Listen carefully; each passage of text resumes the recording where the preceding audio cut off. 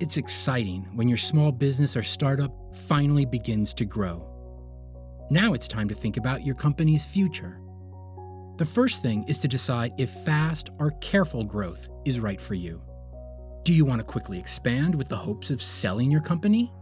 Or do you want to remain a smaller operation? Second, now that you're growing, keep an eye on the market.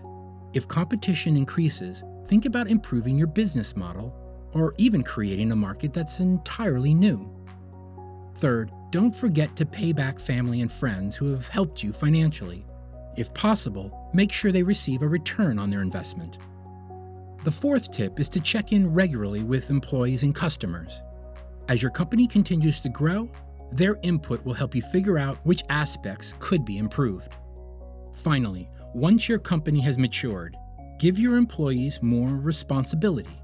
That way, you have plenty of time to focus on things like innovation and your goals for the future.